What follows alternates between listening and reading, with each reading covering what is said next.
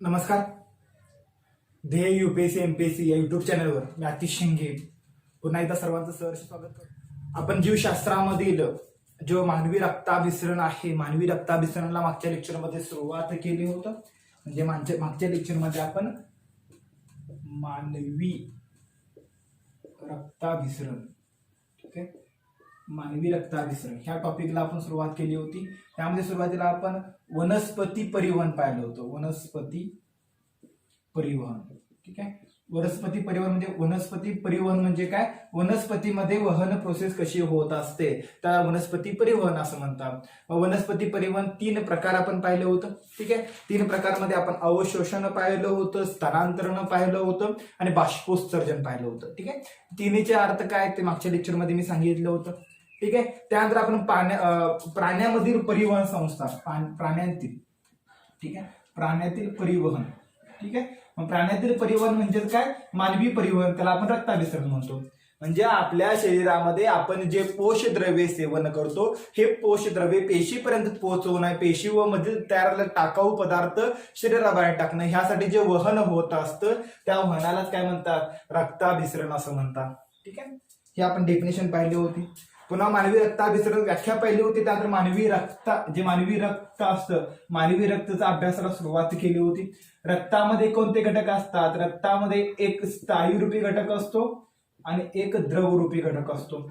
जो स्थायीरूपी घटक असतात त्याला पेशी म्हणतात, ठीक आहे. जो द्रवरूपी घटक असतो त्याला प्लाझ्मा म्हणतात, ठीक आहे. हा प्लाझ्मा मागच्या लेक्चरमध्ये आपण प्लाझ्मा म्हणजे काय, प्लाझ्मामध्ये कोणकोणते घटक असतात, प्लाझ्माचा रोल काय आहे तो आपण मागच्या लेक्चरमध्ये अनालिसिस केला होता, ठीक आहे. दुसरा घटक आहे, दुसऱ्या घटकामध्ये स्थायू पेशी असतात. मानवी रक्तामध्ये 3 प्रकारच्या पेशी असतात. एक तांबड्या पेशी किंवा लोहित पेशी म्हणतात, दुसऱ्या असतात पांढऱ्या पेशी आणि तिसऱ्या असतात रक्तबिंबिका, ठीक आहे. तांबड्या पेशीचं आपण अनालिसिस मागच्या लेक्चरमध्ये केलं होतं. आताचं जे लेक्चर असेल, आताच्या लेक्चरमध्ये आपण मानवी शरीरामध्ये असणाऱ्या पांढऱ्या पेशी, रक्तबिंबिका आणि त्यानंतर मानवी रक्तगट ह्या 3 गोष्टीचं आपण आताच्या लेक्चरमध्ये अनालिसिस करणार आहोत. मागच्या लेक्चरमध्ये याचा अर्थ, जर तुम्ही या चॅनलवर पहिला आला असाल आणि पहिल्यांदा हा व्हिडिओ ऐकत असाल तर याच्या आधी जो रक्ताभिसरण संस्थेचा जो पहिला व्हिडिओ आहे तो पहिला व्हिडिओ चांगल्या प्रकारे अनालिसिस करा आणि तो झाल्यानंतर हा व्हिडिओ घ्या, म्हणजे तुम्हाला हा व्हिडिओ चांगल्या प्रकारे समजू शकतो. अन्यथा हा व्हिडिओ तुम्हाला समजत नाही कारण तो मागच्या व्हिडिओचा कंटिन्यूस पण आहे.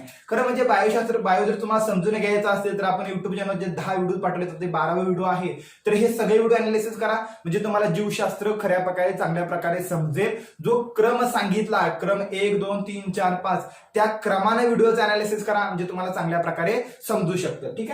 तर चला आताच्या लेक्चरला सुरुवात करूया. आताच्या लेक्चरची सुरुवात होईल. सुरुवातीला पहिला आपल्याला काय पाहायचं आहे? मानवी शरीरामध्ये असणाऱ्या पांढऱ्या पेशी. ह्या पांढऱ्या पेशींनाच काय म्हणतात? मानवी शरीरातील सैनिकी पेशी पण म्हणतात, ठीक आहे. काही पुस्तकांमध्ये तुम्हाला उल्लेख पाहायला मिळतो ह्या पांढऱ्या पेशींना सैनिकी पेशी म्हणतात. इंग्लिशमध्ये त्याला व्हाईट सेल्स असं म्हणतात.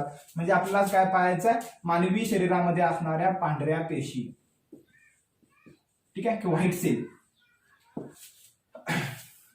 पांढऱ्या पेशीचा आकार कसा असतो? जसं याआधी आपण पाहिलं होतं ज्या लोहित पेशी असतात, लोहित पेशीचा आकार कसा असतो? त्या दंडाकृती असतात, अंडाकृती असतात, ठीक आहे. तर तुम्ही पांढऱ्या पेशीचा विचार केला तर पांढऱ्या पेशींना कोणताही आकार नसतो. म्हणजे त्या वेगवेगळ्या आकारामध्ये पाहायला, म्हणजे पांढऱ्या पेशींना कोणताही आकार नसतो, त्या अनियमित आकाराच्या असतात. कोणत्या?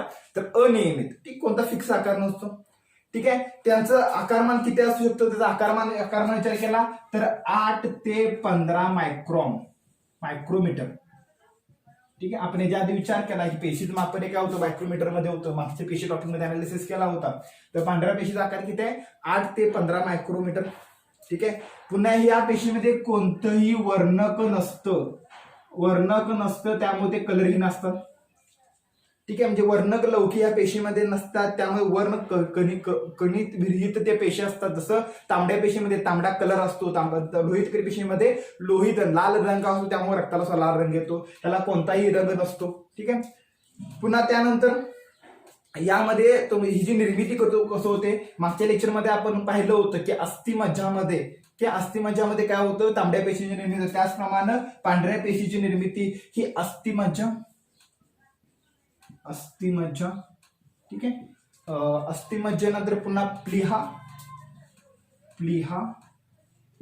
अस्थिमज्जा, प्लीहा, लसिका गाठी,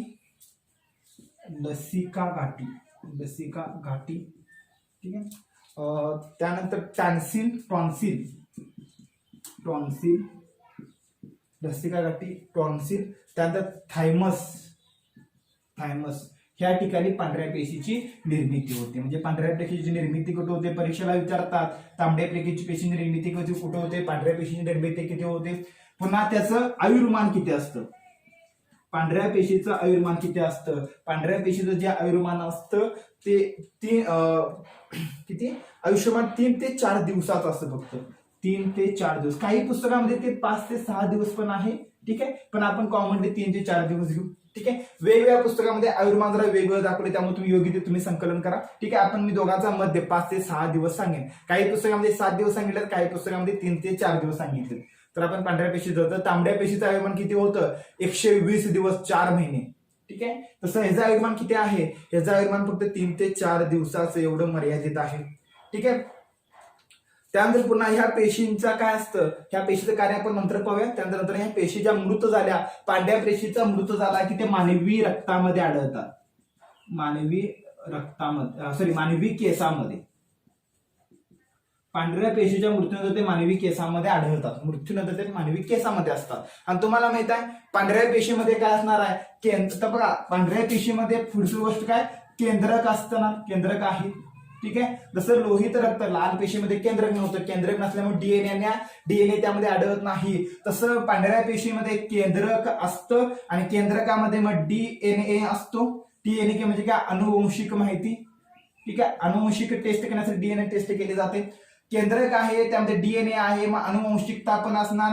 त्यामुळे हे पांढऱ्या पेशी आहेत त्या मृत्यूदर कुठे असतात की मानवी शरीराच्या केसामध्ये पाहायला मिळतात. तर मग केसाचा वापर आपण कशासाठी करतो, केसाचा वापर आपण करतो डीएनए टेस्टसाठी. डीएनए टेस्टला बघा तुम्ही वेगळ्या सीआयडी मालिकेमध्ये वगैरे बघत असाल की केस जे असतो ते केसापासून डीएनए टेस्ट केली जाते, कारण केसामध्ये व्हाईट पेशी असतात आणि व्हाईट पेशीमध्ये केंद्रक असतं आणि केंद्रकामध्ये डीएनए असतं आणि या डीएनए तुम्ही अनुवंशिकता ओळखू शकता, ठीक आहे. म्हणजे थोडं माहिती पाहिजे, ठीक आहे. त्यानंतर आता महत्वाचे आपण कार्याकडे जाऊया. ज्या पांढऱ्या पेशी असतात, ठीक आहे, ह्या पांढऱ्या पेशीचं प्रमुख कार्य काय. जसं आपण एक राजा असतो, दुसरी राजाची सेना असते, बरोबर. एखादं राज्य आहे, राज्याचा प्रमुख आहे, त्याला राजा म्हणतात. राजा आहे तर राज्य आहे, आणि राजाच्या संरक्षणासाठी काय असतं, सैनिक असतात, ठीक आहे. मग राजा आणि त्याची प्रजा, राजाची सेना असते, ठीक आहे. ही सेना काय काम करत असते, तर सेना संरक्षणाचं काम करत असते, ठीक आहे. राजा हा प्रमुख असतो. जसं आपल्या माइंडमध्ये मेंदू हा आपल्या माइंडचा राजा आहे, आपल्या शरीराचा मेंदू हा राजा आहे. तो पूर्ण शरीरावर नियंत्रण ठेवत असतो, नियमन करत असतो, समन्वय करत असतो. आपल्या शरीरातील सर्व गोष्टीचं क्रिया प्रतिक्रिया आहे मेंदू मार्फतच चालत असतात, ठीक आहे. हा मेंदू म्हणजे काय, आपल्या शरीराचा राजा आहे. ते मेंदूचं सैन्य म्हणजे कोण असेल, त्या सैन्य म्हणजे व्हाईट पेशी, ठीक आहे. म्हणजे आपल्या शरीरावर कशाचा जरी आघात झाला, कोणत्याही घटकाचं जर आक्रमण झालं तर ते आक्रमण परत लावून टाकण्याचं काम, ते रोखण्याचं काम कोण करत असतं, पांढऱ्या पेशी करत असतात. हे पांढऱ्या पेशीचं प्रमुख कार्य आहे की आपल्या शरीराचं संरक्षण करणे, ठीक आहे. आपल्या शरीरामध्ये विषाणू येऊ दे, कीटाणू येऊ दे, कोणताही घटक आपल्या शरीरामध्ये प्रवेश केलेल्या घटकाचं त्याचं व्हॅल्यू 0 करणं, त्याला शरीराच्या बाहेर काढणं, त्याला मारणं, ह्या काम कोण करत असतं, पांढऱ्या रक्तपेशी करत असतात. म्हणून त्यांना आपल्या शरीरातील सैनिकी पेशी म्हणतात, कारण पांढऱ्या पेशीमुळे मानवी शरीराचं संरक्षण होतं. समजतं पांढऱ्या पेशीचा रोल काय आहे, तर मानवी शरीराचं संरक्षण करणं, ठीक आहे. काही वेळा तुम्हाला पाहायला मानवी शरीराचं संरक्षण हे त्याचं प्रमुख कार्य आहे, ठीक आहे. त्याप्रमाणे तुम्हाला काही वेळा पाहायला मिळतं की आपल्या शरीरात पांढऱ्या पेशी कशा काम करतात, ठीक आहे. त्यानंतर HIV मध्ये नेमकं काय होतं ते मी थोडं सांगेन की आपली समजा ही पांढरी पेशी, आपल्या शरीरामध्ये ही पांढरी पेशी अनिश्चित आकाराचं, ठीक आहे. ही आपल्या शरीरातील पांढरी पेशी आहे. त्या पांढऱ्या पेशीमध्ये पण त्याचं केंद्रक असतं, बाकी त्या पेशीमध्ये सर्व घटक असणार आहेत, तंतुकणिका असणार, लयकारिका असणार, ठीक आहे. जे पेशीचे अंगके आहेत ही सर्व पेशिकाची अंगके या पांढऱ्या पेशीमध्ये पण असणार, ठीक आहे. हे पेशीचं केंद्र काही पांढरी पेशी आहे. बघा जेव्हा HIV विषाणू असतो, HIV, ठीक आहे, त्याला एडस म्हणतात, एडस, ठीक आहे. एड्स हा रोग होतो. ठीक आहे, एड्स हा रोग कशामुळे होतो? HIV हा विषाणू होत असतो. ठीक आहे, एड्स हा रोग HIV काय होतो? HIV चा विषाणू काय होतो? जेव्हा मानवी शरीरामध्ये प्रवेश करतो. ठीक आहे, आपल्या शरीरामध्ये कोणताही विषाणू जर प्रवेश केला त्या विषाणूला मारायचं काम पांढऱ्या पेशी करत असतात. अशा HIV विषाणू जर आपल्या शरीरामध्ये प्रवेश केला तर काय होतं? तर त्या HIV विषाणूने आपली पांढरी पेशी HIV विषाणूवर काय करते? लढा देते. ठीक आहे, मग अशा वेळी काय होतं? हा HIV विषाणू डायरेक्ट पांढऱ्या पेशीच्या आतमध्ये प्रवेश करतो. HIV विषाणू काय करतो? मानवी शरीराच्या पांढऱ्या पेशीच्या आत जातो. पांढऱ्या पेशीचे जे द्रव असतात, जे अन्न असतं, जे ग्लुकोज असतं, ह्या सगळ्यात तो HIV विषाणू सेवन करतो आणि पांढऱ्या पेशीच्या आत सुरुवातीचा आकार लहान असतो. पांढऱ्या पेशीमध्ये गेल्यानंतर काय होतं? त्याचं पालन होतं, त्याचा आकार वाढत वाढत जातो आणि हळूहळू हा HIVचा विषाणू पांढऱ्या पेशीमध्ये खूप मोठा होतो आणि HIV विषाणू जर पांढऱ्या पेशीमध्ये खूप मोठा झाला तर तो पांढरी पेशीच नष्ट करतो. ठीक आहे, मग असं काय होतं? मग पुन्हा काय झालं? मोठा झाला, मग त्याचा काय विषाणूचं पुन्हा विभाजन होणार, त्याच्यापासून अनेक विषाणू तयार होणार. ते सर्व विषाणू पुन्हा पुढच्या पांढऱ्या पेशीवर आघात करणार, पुन्हा ते पांढऱ्या पेशीमध्ये जाणार, पुन्हा ते पांढरी पेशी नष्ट करणार. ठीक आहे, म्हणजे जेव्हा HIV विषाणू मानवी शरीरामध्ये प्रवेश करतो तेव्हा तो काय करतो? पांढऱ्या पेशी जी आपल्या शरीराच्या सैनिकी पेशी आहे त्या सैनिकी पेशीवर अटॅक करतो आणि आपल्या शरीरातील पांढऱ्या पेशीची संख्या काय करतो? कमी करतो. आणि आपल्या शरीरातील पांढऱ्या पेशीची संख्या जर कमी झाली तर काय होतं? की आपल्या शरीराची लढण्याची क्षमता कमी होती. ठीक आहे, म्हणजे आपल्या शरीरातील सैनिकांचं प्रमाण कमी झालं. मग अशा वेळी काय होतं? साधा जरी ताप जरी आला तर तुम्हाला मोठे त्रास होत राहतात. कारण का? की एखाद्या शरीरामध्ये बाकीचे विषाणू जर आक्रमण केले, TB किंवा बाकीचे विषाणू जर शरीरामध्ये केलं, ते विषाणू नष्ट करण्यासाठी, ते विषाणू मारण्यासाठी, ठीक आहे, जी तुमच्या शरीरामध्ये प्रतिकार शक्ती आवश्यक होती, ज्या पांढऱ्या पेशींची आवश्यकता होती, त्या पांढऱ्या पेशी नसल्यामुळं त्या आजारामुळे तुम्हाला रोग होतो. काय होतं? मृत्यू होतो. ठीक आहे, याच्यामुळे काय होतं समजलं का? याच्यामुळे आपल्या शरीराच्या पांढऱ्या पेशी कमी होतात. पांढऱ्या पेशी कमी झाल्या की आपल्या शरीरातील प्रतिजैवी, आपल्या शरीराची संरक्षण करण्याची क्षमता कमी होते आणि परिणामी आपल्याला दुसरे आजार होतात, त्यामध्ये आपला मृत्यू होतो. म्हणजे HIV मुळे मृत्यू होत नाही, तर HIV मुळे पांढऱ्या पेशी कमी होतात आणि पांढऱ्या पेशी कमी झाल्यामुळे दुसऱ्या आजारामुळे आपल्या शरीरातील काय होतं? आपला मृत्यू होतो. ठीक आहे, ह्या गोष्टी तुम्हाला समजल्या पाहिजेत. ठीक आहे, समजतं? ठीक आहे, सगळ्यांना समजलं असेल की पांढऱ्या पेशी कशा वर्किंग करतात. मग पांढऱ्या पेशी मग ठीक आहे, इथपर्यंत समजलं असेल तर आपण पुढचा पॉईंट घेऊया. पांढऱ्या पेशी म्हणजे काय समजलं, त्यांचा कालावधी किती असतो, त्यांचं आयुर्मान पण मी तुम्हाला सांगितलं. शरीरामध्ये पांढऱ्या पेशीची संख्या किती असते? तर पांढऱ्या पेशीची शरीराची संख्या 5 ते 6 हजार. ठीक आहे, एवढी पांढऱ्या पेशीची मानवी शरीरामध्ये 5 ते 9 हजार पांढऱ्या पेशी असतात. 5 ते 9 हजार पांढऱ्या पेशी असतात. लोहित पेशी किती असतात? 50 ते 60 लाख. ठीक आहे, पांढऱ्या पेशी किती असतात? 5 ते 9 हजार एवढ्या तुम्हाला काय पाहायला मिळतात? पांढऱ्या पेशी पाहायला मिळतात. ठीक आहे, बघा इथपर्यंत गोष्टी सगळ्यांना समजल्या असेल. आता ज्या गोष्टी समजल्या असतील तर आपण पुढच्या गोष्टी अनालिसिस करूया. ठीक आहे, पुढचा घटक जो रक्तामध्ये पाहायला मिळतो त्याला आपण रक्तबिंबिका असं म्हणतो. ठीक आहे, किंवा त्यालाच काय म्हणतात? प्लेटलेट्स म्हणतात. प्लेटलेट्स. ठीक आहे, किंवा रक्तपटिका, रक्तबिंबिका असं म्हणतात. तर पुढचा टॉपिक तिसरा आपण रक्तामधील तिसरा घटक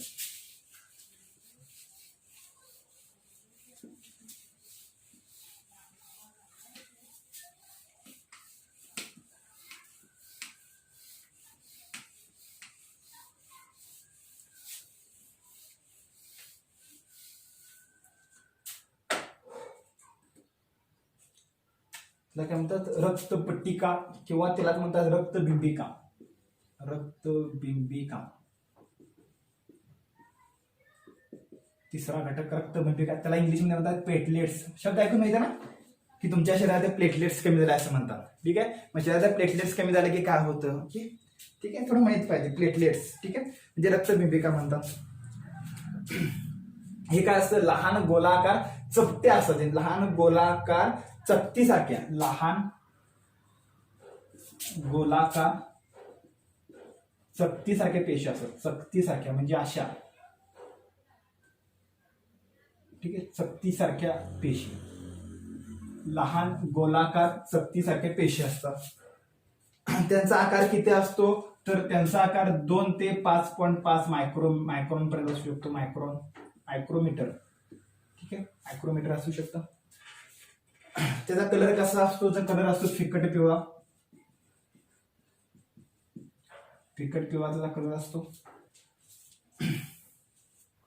ठीक आहे, रक्तामध्ये असणाऱ्या ज्या रक्तबिंबिका असतात त्यांचं आयुर्मान किती असतं? 5 ते 10 दिवस एवढं काय असतं त्याचं आयुर्मान असतं. 5 ते 10 दिवस एवढं त्याचं आयुर्मान असतं. ठीक आहे. त्यांची निर्मिती कुठं होत असते तर अस्थिमज्जारज्जूमध्ये, त्या अस्थिमज्जारज्जूमध्ये, अस्थिमज्जारज्जू, ठीक आहे, अस्थिमज्जारज्जूमध्ये त्याची निर्मिती होत असते. आणि त्या नष्ट कुठं होतात तर त्या नष्ट होतात रक्तपटिकामध्ये, पेशी भित्तिकेमध्ये मृत्यू होत असतो. ठीक आहे, त्या अस्थिमज्जारज्जूमध्ये त्याची निर्मिती होते. ठीक आहे, त्यानंतर पुढे त्यांचं कार्य काय आहे, ठीक आहे, त्याचं महत्वाचं कार्य काय आहे, त्याच्या कार्याचा विचार केला तर ह्या रक्तबिंबिकेमध्ये पुन्हा दोन घटक असतात. हे एक फ्रायब्रोमिथिन असतात, तो ठीक आहे, फ्रायबोनोमस, जे मागच्या मला दोन प्रथिने पाहिले आपण, फ्रायबोनोमस एक आणि दुसरं प्रांथोबिन. ठीक आहे, हे दोन प्रथिने असतात. ठीक आहे, या दोन प्रथिने जर ह्याच्यामध्ये असतील तर त्याचं काम काय असणार आहे की आपल्या शरीरामध्ये रक्त गोठण्याचं काम, रक्त गोठण्याचे कार्य करतात. मानवी शरीरातील रक्त गोठण्याचं कार्य कोण करत असतं, मानवी शरीरात रक्त गोठण्याचं काम कोण करतं तर रक्तबिंबिका करतात. ठीक आहे, ज्या आधी पण आपण पाहिलं होतं, जो प्लाझ्मा होता, प्लाझ्मामध्ये 3 विक्रिया असतात, 3 विक्रिया सुद्धा काय करतात, रक्त गोठण्याचं काम करत असतात. तसंच या रक्तबिंबिका सुद्धा असतात, ह्या रक्तबिंबिका सुद्धा रक्त गोठण्याचं काम करत असतात. ठीक आहे, दोन्ही गोष्टी तुम्हाला माहिती पाहिजे. रक्त एक कार्य 2-3 करू शकतात ना, की रक्तामध्ये असणारे रक्तबिंबिका आणि प्लाझ्मा, ह्या दोघांच्या प्लाझ्मामध्ये असणारे प्रथिने, ह्या दोघांच्या मदतीने मानवी शरीरातील रक्त काय जातं, गोठलं जातं. ठीक आहे, रक्त गोठण्यामध्ये काय काय महत्वाचं तुम्हाला मागच्या लेक्चरमध्ये मी सांगितलंय की रक्त जर मानवी शरीरात रक्त गोठलं गेलं नाही तर काय होऊ शकतं. ठीक आहे, आपण उदाहरण पाहिलं, जो शिर कट केले की रक्त गोठलं नाही तर काय होऊ शकतं. त्यामध्ये दोन जे प्रथिने असतात, प्रथिने काय काम करतात हे मागच्या लेक्चरमध्ये सांगितलं होतं. तर रक्तबिंबिकेचं सुद्धा एवढंच कार्य आहे. ठीक आहे, त्याचप्रमाणे तुम्हाला माहिती पाहिजे, मानवी शरीरामध्ये जे रक्त असतं हे द्रव अवस्थेमध्ये असतं. ठीक आहे, मानवी शरीराचं रक्त द्रव अवस्थेमध्येच का राहतं, यामध्ये असा कोणता घटक असतो की त्यामुळे मानवी शरीराचं रक्त हे द्रव अवस्थेमध्ये राहतं, तर मानवी शरीरामध्ये हिपरिन. ठीक आहे, खूप महत्वाचा पॉईंट आहे हा, हिपरिन.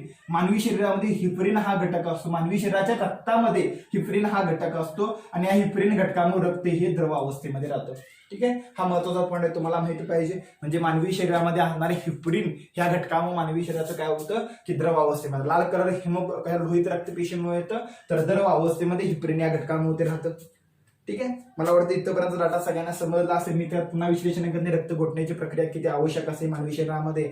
पण मानवीच्या आउट साईडला रक्त गोठणं खूप गरजेचं असतं, पण मानवी शरीराच्या अंतर्गत भागामध्ये रक्त गोठलं गेलं तर काय होतं, तर रक्ताच्या गाठी तयार होतात, त्या रक्ताच्या गाठी ऑपरेशन करून काढाव्या लागतात, कारण त्यामुळे रक्ताचा अडथळा येऊ शकतो. आणि एखाद्या भागामध्ये रक्त प्रवाह जर थांबला तर तो पूर्ण अवयव का होऊ शकतो, तर तो पूर्ण अवयव निकामी होऊ शकतो. त्यामुळे रक्ताचा प्रवास होणं खूप महत्वाचं असतं, तुमच्या परीक्षेसाठी ते खूप महत्वाचं असतं. ठीक आहे, मला वाटतं इथपर्यंत आपले रक्त जे टॉपिक होता ते रक्ताचे जे 3 घटक होते, 3 किंवा प्लाझ्मातून जे 4 घटक होते, ह्या 4 घटकाचा आपला अनालिसिस आता इथं टॉपिक मध्ये संपतं. ठीक आहे, ह्याच्या पुढचा जो लहानसा टॉपिक आहे पण खूप महत्वाचा आहे, तो टॉपिक म्हणजे मानवी रक्तगट.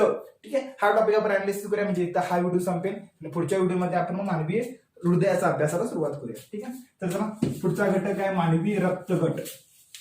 बघा, टॉपिक एकदम सोपा आहे.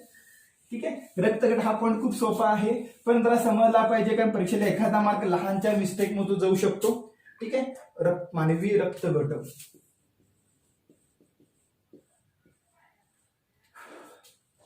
मानवी रक्तगटाचे 4 प्रकार पडतात. ठीक आहे, हे 4 प्रकार कशाला पडतात, मानवी रक्तामध्ये आढळणाऱ्या प्रतिजनावरून, मानवी रक्तामध्ये आढळणाऱ्या प्रतिजन हा मानवी रक्तातले घटक आहे, त्याला म्हणतात अँटीजन म्हणतात. इंग्लिशमध्ये काय त्याला म्हणतात, अँटीजन्स.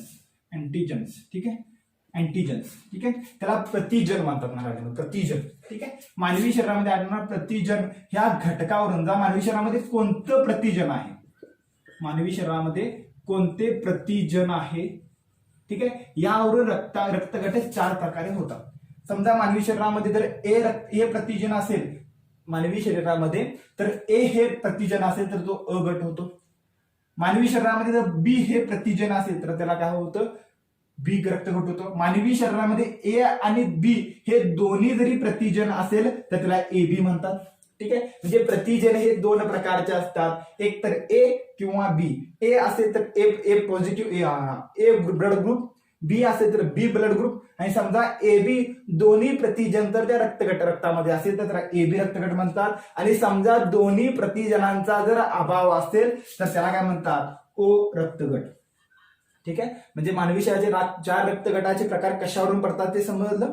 तर ते प्रतिजनावरून पडतात. म्हणजे प्रतिजन कशापासून बनलेलं असतं, हे प्रतिजन प्रथिने, कार्बोदके, ग्लुकोज, प्लॅक्टिन हे वेगवेगळ्या घटकापासून हे प्रतिजन बनलेलं असतं. ह्या प्रतिजनाच्या अस्तित्वावरून रक्तगटाचे 4 प्रकार पडतात.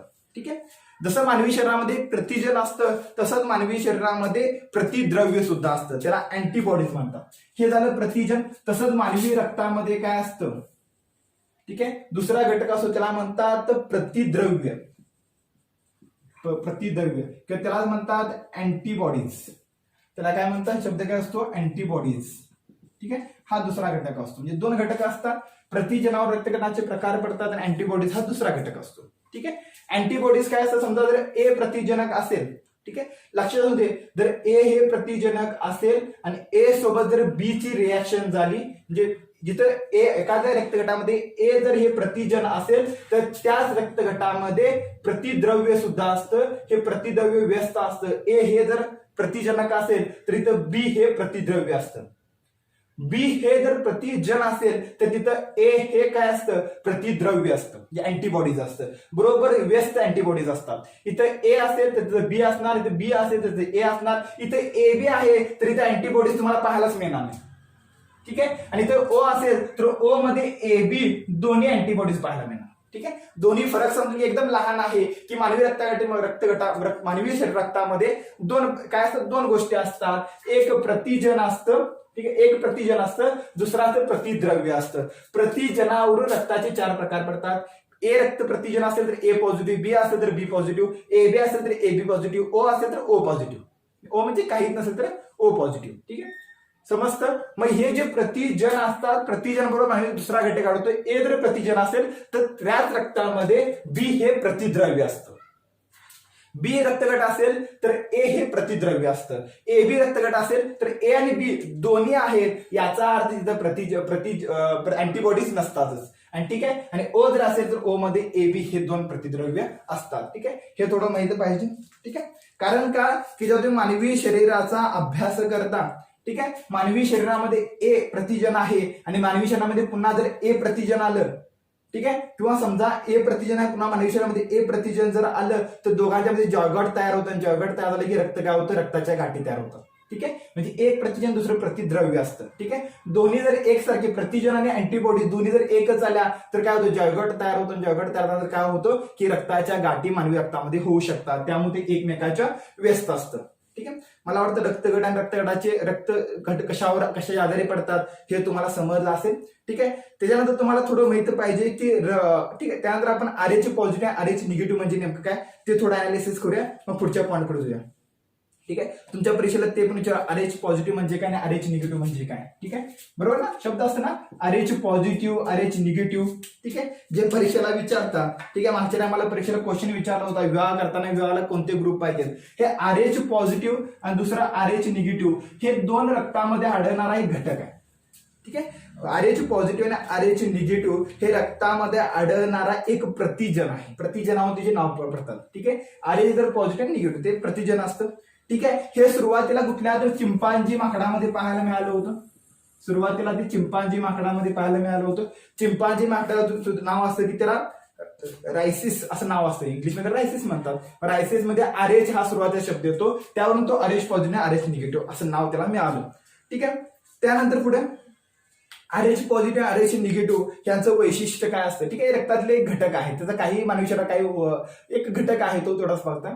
फक्त तुम्हाला माहिती पाहिजे की याचा रोल काय असतो की आपल्या शरीरामध्ये आरएच पॉझिटिव्ह आणि आरएच पॉझिटिव्ह ह्या दोघांचा जर विवाह झाला की हे मेल आहे आणि फिमेल आहे. ठीक आहे, किंवा ही स्त्री आहे आणि हा पुरुष आहे. ठीक आहे, किंवा हा पुरुष हा स्त्री म्हणजे कुणाचं स्त्री पुरुष दोघांचं आरएच पॉझिटिव्ह दोघांचं जर एक सारखं जर असेल तर शक्यतो अशा मुलांना विवाहानंतर अपत्य जन्माला काही अडचण येत नाही.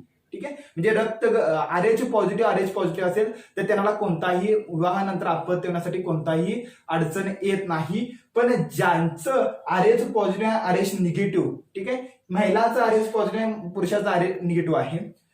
पुरुषाचा RH बघा म्हणजे महिलाचा RH पॉझिटिव्ह आहे, महिला जेंट्सचं RH निगेटिव्ह आहे, किंवा पुरुषाचा RH पॉझिटिव्ह आहे, स्त्रियांचा RH निगेटिव्ह आहे. ठीक आहे, म्हणजे असं जर एकमेकाच्या विरोधात जर रक्तगट असतील तर अशा वेळी या अपत्याला फक्त एकदाच मूल जन्माला येऊ शकतं. एक अपत्य जन्माला येऊ शकतं. कारण का RH पॉझिटिव्ह RH निगेटिव्ह हे एकमेकाच्या व्यस्त आहेत, दोन्ही एकत्र आहेत, दोघांचं काय होतं जॉयगॉट तयार होतं, म्हणजे एक घटक तयार होतो. मग तो घटक पहिल्यांदा चांगल्या प्रकारे वाढू शकतो, म्हणजे जे अपत्य चांगल्या प्रकारे जन्माला येऊ शकतं. ठीक आहे, पण त्या अपत्याचा एकदा जन्म झाला आणि दुसरं अपत्य जर यायचं असेल तर अशा जोडप्यांना दुसरं अपत्य शक्यतो जन्माला येऊ शकत नाही. आलं तरी त्याचा मध्ये मृत्यू होऊ शकतो, ते अपत्याची पूर्ण वाढ होऊ शकत नाही, किंवा आलं तर ते अपंग म्हणून जन्माला येऊ शकतं, किंवा त्यामुळे मग भरपूर ते गर्भाशयापर्यंत त्याची वाढ होईपर्यंत ते मोठ्या प्रमाणात त्याला प्रोसेस करावे लागतात. प्रचंड गोळ्या आणि इंजेक्शन दिल्यानंतर काही प्रमाणात आपण त्याला रोखू शकतो. कारण का की एकदा दोघांची रिॲक्शन आहे, जी आपल्या गर्भाशयामध्ये जे जॉयगॉट तयार होणार आहे, जो घटक तयार होणार आहे तो गर्भाशयामध्ये तसाच असतो. ठीक आहे, आणि तो घटक शरीरामध्ये तसाच असल्यामुळं दुसरं दोन जॉयगॉट ते तयार होऊ देत नाही. म्हणजे आपल्या शरीरामध्ये RH पॉझिटिव्ह निगेटिव्ह जो जॉयगॉट किंवा जे घटक तयार झालेत त्या स्त्रियांच्या गर्भाशयामध्ये तसेच असतात. ते घटक तसेच असल्यामुळे दुसरे निर्मिती होऊ देत नाहीत. परिणामी काय होत असतं की दुसरा अपत्य जन्माला येऊ शकत नाही. त्यामुळं आपल्या यामध्ये लग्न किंवा विवाह होत असताना कुंडलीपेक्षा हे पाहणं खूप गरजेचं असतं, कारण भविष्यासाठी ते खूप गरजेचं असतं.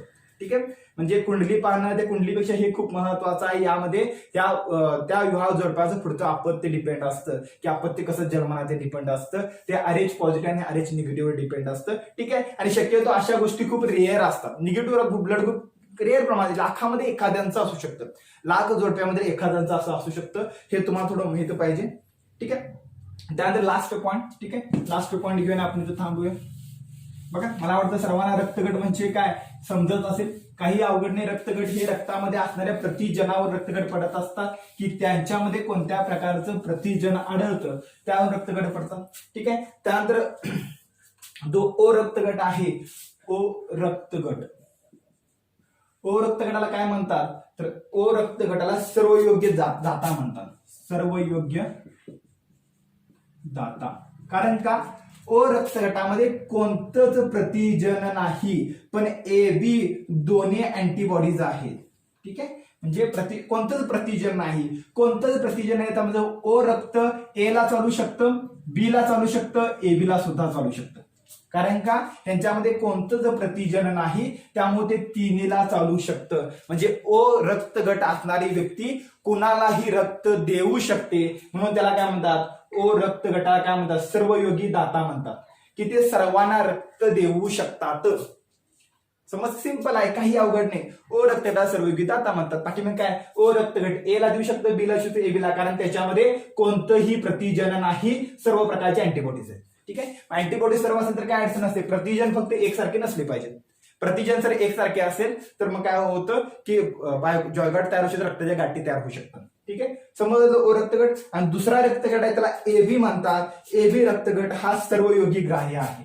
ठीक आहे, AB रक्तगट काय म्हणतात, सर्वयोगी ग्राही म्हणतात. सर्वयोगी ग्राही म्हणजे काय, सर्वांच्याकडून घेणारा हा दाता आहे, तो सर्वांना देतो. आता AB मध्ये काय असं पहा, AB मध्ये काय आहे, A हे प्रतिजन पण आहे आणि B हे प्रतिजन पण आहे. ठीक आहे, म्हणजे A पण प्रतिजन आहे, B पण प्रतिजन, दोन्ही प्रतिजन आहेत AB मध्ये. मग समजा जर तुम्ही काय केलं, AB ला काय दोन्ही प्रतिजन आहेत, त्यामुळे तुम्ही A चं रक्त A ला पण देऊ शकत नाही, B ला पण देऊ शकत नाही, आणि O ला पण देऊ शकत नाही. समजतं, कारण यामध्ये काय दोन्ही प्रकारचे अँटीबॉडीज नाहीत, अँटीबॉडीज नाहीत, त्यामुळे तिथे आघात होऊ शकतो. म्हणजे AB रक्त आहे, AB रक्त तुम्ही कुणालाही देऊ शकत नाही. पण यामध्ये A पण आहे, B पण आहे, याच्यावरून ते A रक्तगटाकडून ते घेऊ शकतं, B कडून घेऊ शकतं, पुन्हा AB कडून सुद्धा घेऊ शकतं आणि O कडून सुद्धा घेऊ शकतं. म्हणजे थोडक्यात काय, AB रक्तगट सर्वग्राही हे सर्वग्राही आहे, तो सर्व रक्तगटाकडून सर्व प्रकारचे रक्त आपल्याला घेऊ शकतो, कारण त्यामध्ये दोन्ही घटक आहेत. ठीक आहे, मग तो A कडून A रक्तगटाकडून तो घटक घेऊ शकतो, B कडून घेऊ शकतो, O कडून घेऊ शकतो, आणि स्वतः AB कडून सुद्धा तो रक्त घेऊ शकतो. म्हणजे AB जो रक्तगट आहे तो सर्व योग्य ग्राह्य आहे, तो सर्वांच्याकडून रक्त घेतो. ठीक आहे. ठीक आहे. त्यानंतर आणि काही महत्वाचे फॅक्टर तुम्हाला माहिती पाहिजेत. एकदा रक्तदान केलं तर आपण किती 300 एकदा आपण रक्तदान करताना किती 300 घन सेंटीमीटर एवढं रक्तदान करतो. 300 घन सेंटीमीटर एवढं रक्तदान आपण एका वेळी करू शकतो. एकदा जर तुम्ही रक्तदान केला तर पुढचे 3 महिने तुम्ही रक्तदान करू शकत नाही. 3 महिने. ठीक आहे. पुढची 3 महिने तुम्ही रक्तदान करू शकत नाही. ठीक आहे. त्यानंतर रक्तदान केलेल्या व्यक्तीला पुन्हा रक्ताची गरज भासल्या तर ते पुन्हा रक्त देत असेल त्याला काय शब्द असतो तर त्याला ब्लड डोपिंग असं म्हणतात. म्हणजे एकदा रक्तदान केला पुन्हा त्या व्यक्तीला तुम्ही पुन्हा रक्तदान करायला तर त्याला ब्लड डोपिंग असं म्हणतात. ठीक आहे. त्यानंतर खेळाडूंचे मादक पेय सेवन केलं तर त्याची डोपिंग टेस्ट केली जाते. हे रक्तगटाची चाचणी केली जाते की त्याच्यात कोणती गट असतात ते. ठीक आहे. त्यानंतर तुम्हाला मी सांगितलं हिपारिन हा रासायनिक घटक असतो त्यामध्ये द्रव अवस्थेमध्ये असतं. आणि त्यानंतर मानवी रक्तपेढीमध्ये रक्त गोठू नये म्हणून सोडियम ऑक्झॅलेट नावाचं एक रसायन पण असतं. कोणतं? Sodium oxalate. सोडियम